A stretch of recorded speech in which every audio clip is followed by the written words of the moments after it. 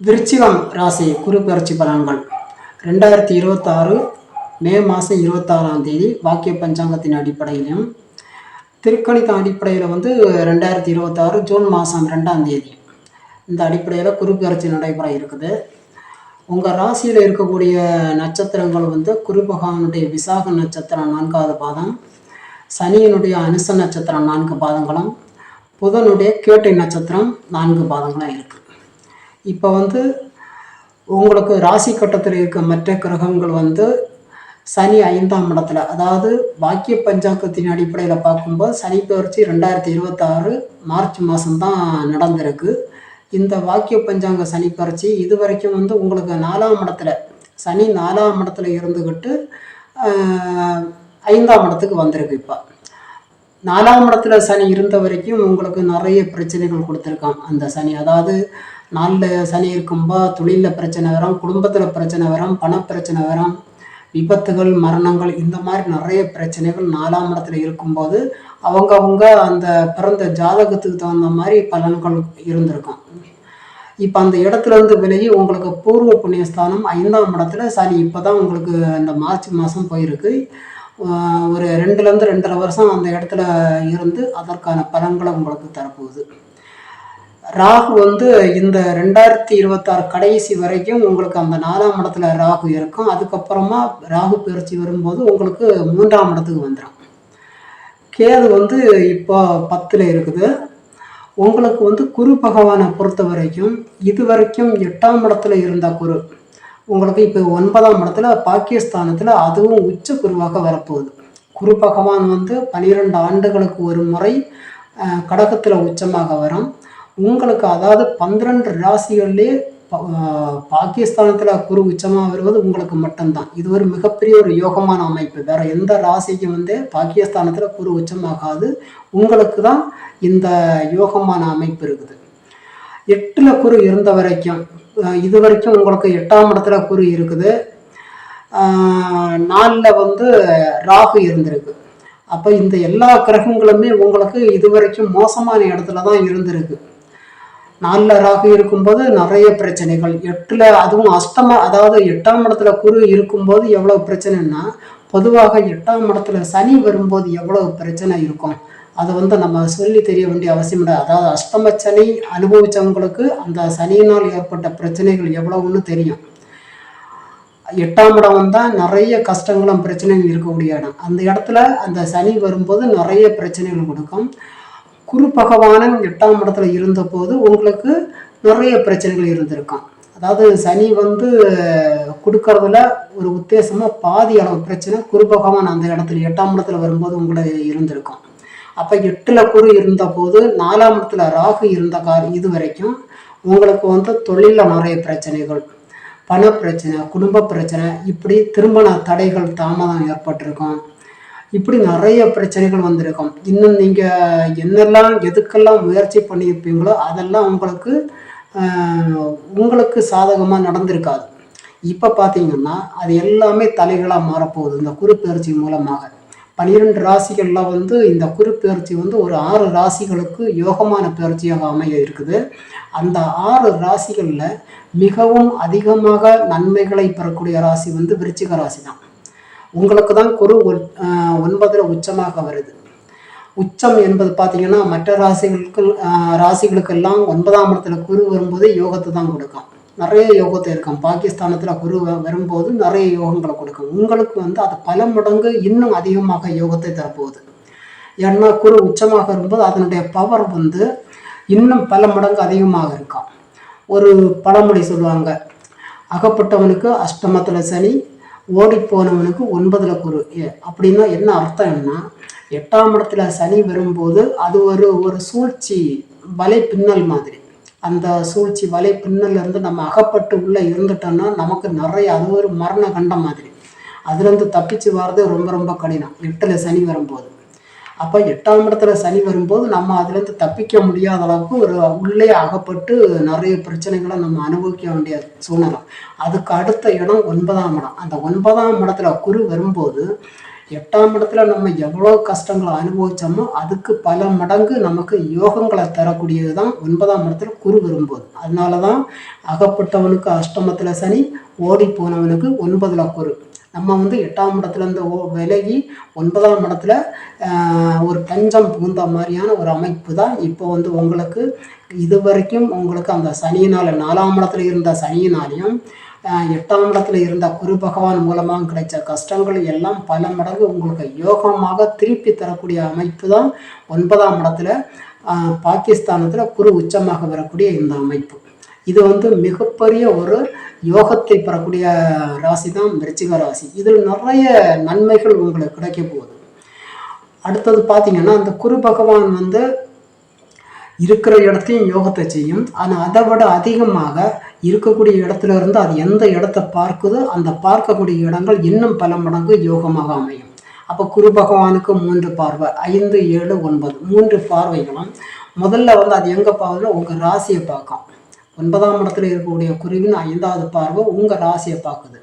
அடுத்தது 3ஆம் இடத்தை பார்க்கும், 5ஆம் இடத்தை பார்க்கும். முதல்ல வந்து அந்த குரு பகவானுடைய பார்வை வந்து அந்த பூரண ஒளி உங்களே பார்க்கும்போது இது வரைக்கும் நீங்கள் எப்படி இருந்திருப்பீங்கன்னா தொழிலில் அந்த 4ஆம் இடத்துல சனி இருந்த வரைக்கும் உங்களுக்கு நிறைய பிரச்சனைகள். 4ஆம் இடத்துல சனி இருந்தால் அந்த சனியோட அந்த உக்கிரமான பார்வை வந்து தொழில் ஸ்தானத்தில் போனோம்.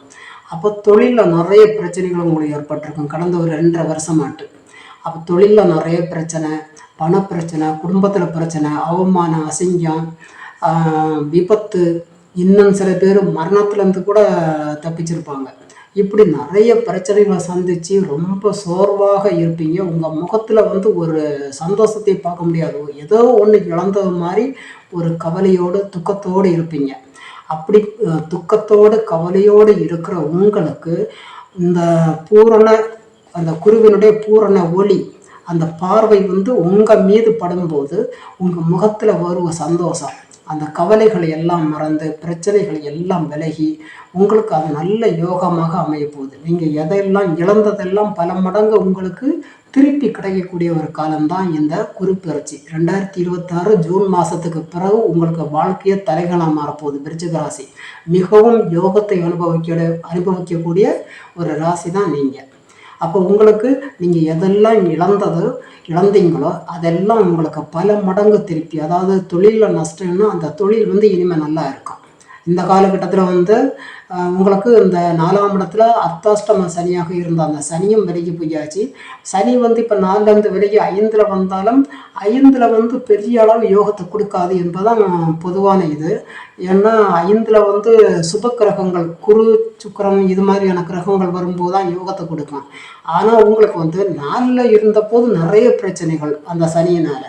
இப்போ வந்து அந்த பிரச்சனைகள்லாம் வெளியே 5ல் போகும்போது உங்களுக்கு பெரிய அளவில் சனியினால் பிரச்சனைகள் வராது. அதாவது யோகம் குறைவாக இருக்கும் 5ஆம் இடத்துல வரும்போது, ஆனால் பிரச்சனைகள் இருக்காது.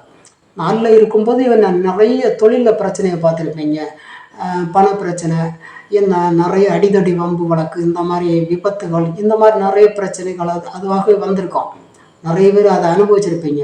இப்போ சனி 5ல் வரும்போது உங்களுக்கு அந்த மாதிரி பிரச்சனைகள்லாம் வராது. ஆனால் நன்மைகளும் குறைவாக இருக்கும். 5ல் சனி வரும்போது பெரிய அளவில் யோகத்தை கொடுக்காது. ஆனால் இந்த 9ஆம் இடத்துல வரக்கூடிய குரு பகவானுடைய ஒரு பார்வை வந்து உங்களுக்கு அந்த சனியின் மீது படம். அப்போ அந்த சனியினால் வரக்கூடிய கெட்ட பலன்கள், அந்த தாக்கம் வந்து உங்களுக்கு குறைந்து அது யோகமாக இன்னும் பல மடங்கு உங்களுக்கு யோகத்தை தரக்கூடிய அமைப்பு தான் இந்த குரு பெயர்ச்சி. அப்போ முதல்ல வந்து சனியோட அந்த குருவின் பார்வை உங்கள் மீது அதாவது ராசியின் மீது படும்போது, ராசி என்பது உங்களை குறிக்கும், உங்கள் குடும்பத்தை குறிக்கும். அப்போ உங்கள் குடும்பத்தின் மீது உங்கள் மீது அந்த குருவின் பார்வை படும்போது உங்களுக்கு நிறைய சந்தோஷங்கள், கவலைகள் எல்லாம் போகும், கஷ்டங்கள், பிரச்சனைகள்லாம் விலக போகுது. குடும்பத்தில் வந்து இருந்த பிரச்சனைகள் இப்போ வந்து உங்கள் குடும்பத்தில் உங்கள் மற்ற சகோதரர்கள், கூட பிறந்த சகோதரர்கள், அவங்களுக்கும் இது யோகமாக இருக்கும். குடும்பத்தில் சுப நிகழ்ச்சிகள் நடக்கும். உங்களுக்கு திருமண வயதில் நீங்கள் இருந்தீங்கன்னா உங்களுக்கு திருமணங்கள் கைகூடி வருவதற்கான ஒரு யோகமான அமைப்பு. அப்போ பூரண ஒளி, குருவின் பூரண ஒளி படும்போது எல்லாமே உங்களுக்கு சந்தோஷமாக, தொட்டதெல்லாம் உங்களுக்கு கை மேல் நல்ல பலன் கிடைக்கிற மாதிரி நல்ல யோகமாக அமைப்போகுது. அடுத்து இந்த குரு பகவான்கிட்ட இன்னொரு பார்வை உங்கள் ராசிக்கு 3ஆம் இடத்துல படும். 3ஆம் இடம் என்பது உங்களுக்கு அது மகர ராசியாக வரும் 3. அப்போ இந்த 3ஆம் இடத்துல பொதுவாக 3ஆம் இடம்னா முயற்சிகள், நீங்கள் செய்யக்கூடிய முயற்சிகள், சகோதரர்களுடைய உதவி, தாய் தந்தையினுடைய அந்த ஆசீர்வாதம், இது எல்லாமே 3ஆம் இடம். மனசில் ஒரு தைரியம், தன்னம்பிக்கை, இது எல்லாமே. இது வரைக்கும் நீங்கள் வந்து ஒரு சோர்வாக இருப்பீங்க, நிறைய கஷ்டங்களை அனுபவித்து எதுவுமே கைகூடாமல் எல்லாமே எதை தொட்டாலும் அது உங்களுக்கு ஒரு பிரச்சனையாக தான் முடியும். நீங்கள் ஏதாவது ஒரு நல்லது நடக்கணும் அப்படின்னு ஏதாவது ஒன்று முயற்சி பண்ணியிருப்பீங்க, அது உங்களுக்கு சாதகமாக அமைஞ்சிருக்காது. அந்த முயற்சிகள் எல்லாம் வீணாக போயிருக்கும் இது வரைக்கும். இனிமேல் அந்த குருப்பெயர்ச்சி நடந்ததுக்கு அப்புறம் பார்த்தீங்கன்னா, நீங்கள் ஒரு தொழிலுக்கு முயற்சி பண்ணீங்க, கண்டிப்பாக அது உங்களுக்கு சாதகமாக அமையும். ஒரு அரசாங்க வேலைக்கு வேணும்னா ஒரு அப்ளிகேஷன் போடுறீங்க, அதுக்கு எக்ஸாம் எல்லாம் எழுதுறதுக்கு ப்ரிப்பேர் ஆகுறீங்கன்னா, கண்டிப்பாக உங்களுக்கு அது கைகூடி வருவதற்கான அந்த யோகங்கள் உங்களுக்கு வருவதற்கான அமைப்புகள், தடைகள் எல்லாம் விலக போகுது. நீங்கள் செய்யக்கூடிய முயற்சிகள் எல்லாம் பல மடங்கு உங்களுக்கு யோகத்தை கொடுக்குற மாதிரி எல்லாம் அமையப்போகுது. தடைகள் விலகும், தாமதங்கள் விலகும், எல்லாம் உங்களுக்கு யோகமாக அமைஞ்சிடும். அப்போ உங்களை மனசுக்குள்ள ஒரு தைரியம் வரும், தன்னம்பிக்கை வரும். இன்னும் பல மடங்கு இன்னும் நிறைய முயற்சிகள் பண்ணணும். ஒரு தொழிலுக்கு முயற்சி பண்ணணும், ஒரு புதுசாக ஒரு தொழில் தொடங்கணும். நீங்கள் என்ன செய்கிறீங்களோ அது எல்லாமே உங்களுக்கு யோகமாக அமையும். உங்களுக்கு உதவி செய்வதற்காகவே சில நல்லவர்கள் வருவாங்க. உங்களுக்கு தேவையான என்னெல்லாம் செய்யணும், என்னென்ன மாதிரியான உதவிகள் தேவைப்படும், அதை செய்வதற்குன்னு சில பேர் உங்களுக்கு கிடைப்பாங்க. இது வரைக்கும் உங்களுக்கு என்ன செய்யணும்னே தெரியாது, ஐடியா சொல்லி தரதுக்கு சில பேர் இருக்க மாட்டாங்க. இனிமேல் அப்படி இல்லை, உங்களுக்கு என்ன மாதிரி தேவையோ அது எல்லாம் உங்களுக்கு தானாகவே அமைஞ்சிடும். அந்த குரு பயிற்சி எல்லாமே அப்படி தான் இருக்கும்.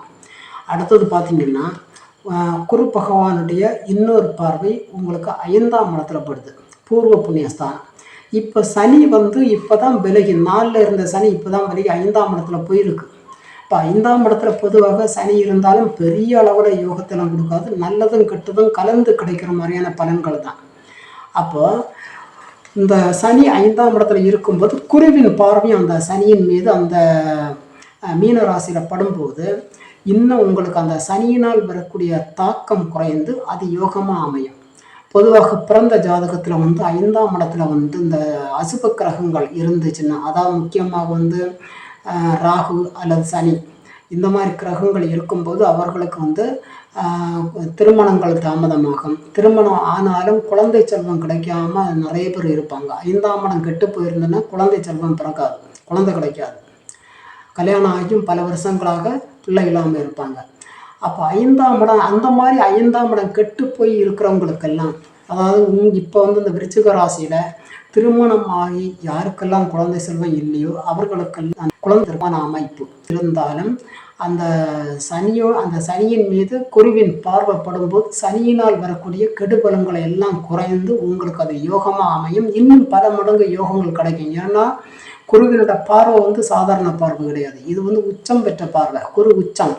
அப்போ பாகிஸ்தானத்தில் குரு உச்சமாக இருப்பது மிகப்பெரிய ஒரு யோகம். அந்த குரு உச்சமாக இருக்கும்போது அதனுடைய பார்வை படக்கூடிய இடம் எல்லாம் அந்த இருள் மறைந்து அது பூரண ஒளியாக மாறி உங்களுக்கு 5ஆம் இடத்தின் மூலமாக கிடைக்க வேண்டிய பலன்கள் எல்லாமே உங்களுக்கு சரியாக கிடைக்கும். அப்போ திருமணம் ஆகாதவங்களுக்கு திருமணம் நடக்கும். இன்னும் பார்த்தீங்கன்னா சில பேருக்கு 40 வயசு 45 வயசு ஆனவங்களை கூட திருமணங்கள் ஆகாமல் ரொம்ப தாமதமாகி கொண்டே இருக்கும். அந்த மாதிரி உள்ளவங்களுக்கெல்லாம் தடைப்பட்டு போன திருமணங்கள் நடக்கும். இளம் வயதில் திருமணத்திற்காக இருக்கிற ஆண் திருமணம் நல்ல இடத்துல நீங்கள் விரும்புகிற இடத்துல உங்களுக்கு வரன்கள் அமையும்.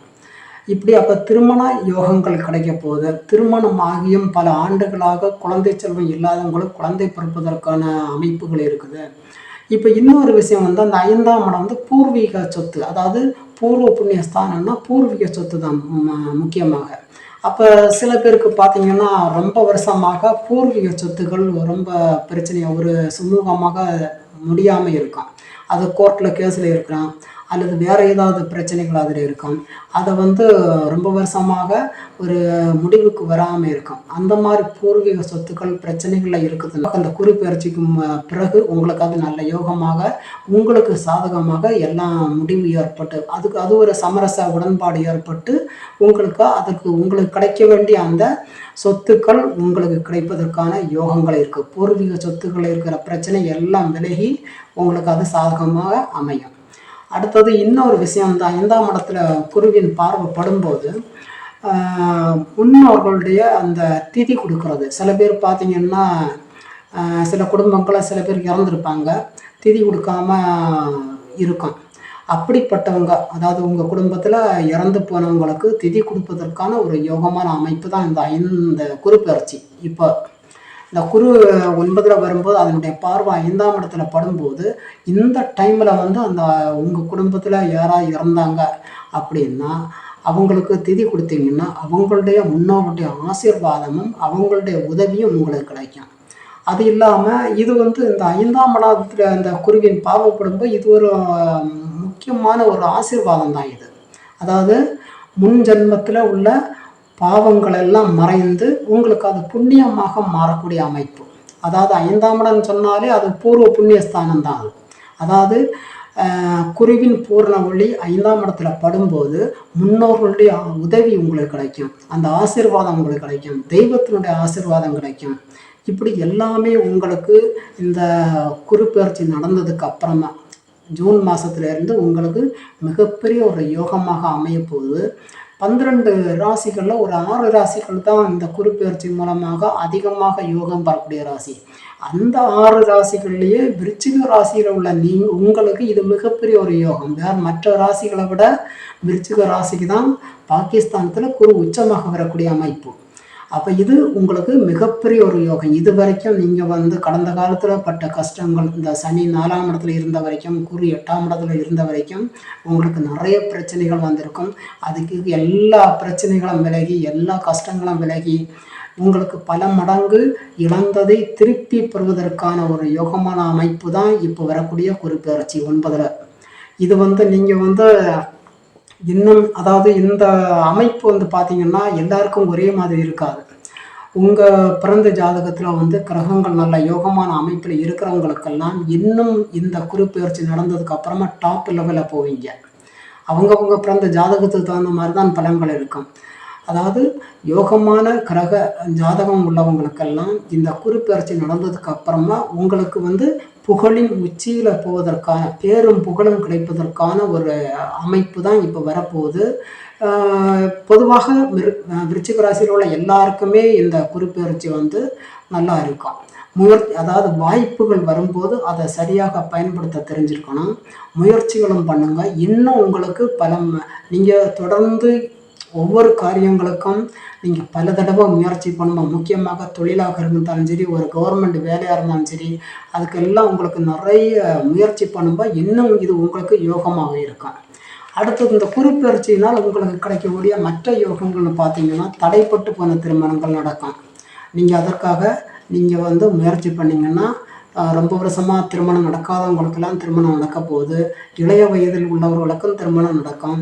குழந்தை செல்வம் கிடைப்பது, அந்த குழந்தை பாக்கியம் ரொம்ப வருஷமாக இல்லாதவங்களுக்கு குழந்தை பாக்கியம் கிடைக்கதான் வாய்ப்பு. அடுத்தது வந்து சொத்துக்கள் வாங்கி சேர்ப்பதற்கான ஒரு யோகம் இது. பூர்வீக சொத்துக்கள் கிடைப்பதற்கு நல்ல யோகமான இது தருணமாக இருக்குது. செல்வங்கள் நிறைய உங்களுக்கு கிடைப்பதற்கான அமைப்பு.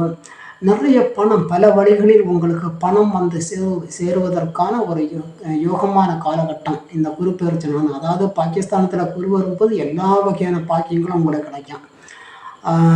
பொதுவாக வந்து மற்ற இடங்களில் குரு வரும்போது கிடைக்கிற யோக பலன்களை விட 9ஆம் இடத்துல பாகிஸ்தானத்தில் குரு வரும்போது தான் ஒரு மனுஷனுடைய ரொம்ப டாப் லெவலில் தரம் மாறும். பயிற்சி மூலமாக உங்களுக்கு எல்லாம் நிறைய வண்டி வாகனங்கள் வாங்குவதற்கான யோகங்கள், சொத்துக்கள் வாங்கி சேர்ப்பதற்கான யோகங்கள், இன்னும் நிறைய நல்ல விஷயங்கள் இந்த குரு பயிற்சி மூலமாக நடக்க போகுது. எல்லாமே அதாவது 100% இந்த குரு பயிற்சி உங்களுக்கு மிகுந்த யோகத்தை தரப்போகுது. இதுன்னு சொல்லப்போனால், அதாவது இந்த நிறைய முயற்சிகள் பண்ணுங்கள். இது மற்ற ராசிகளை விடவும் உங்களுக்கு வந்து மிகுந்த அதிகப்படியான யோகங்களை தரக்கூடிய ஒரு பயிற்சி தான் இந்த பயிற்சி. நிறைய முயற்சிகள் பண்ணுங்கள். வரக்கூடிய வாய்ப்புகளை தவற விடாமல் பயன்படுத்திக்கிட்டிங்கன்னா உங்களுக்கு இன்னும் அதிகமாக நற்பலன்கள் கிடைக்க வாய்ப்பு இருக்குது. இந்த வீடியோ உங்களுக்கு பிடிச்சிருக்குன்னா எங்களோட சேனலை சப்ஸ்கிரைப் பண்ணுங்கள், ஷேர் பண்ணுங்கள், லைக் பண்ணுங்கள்.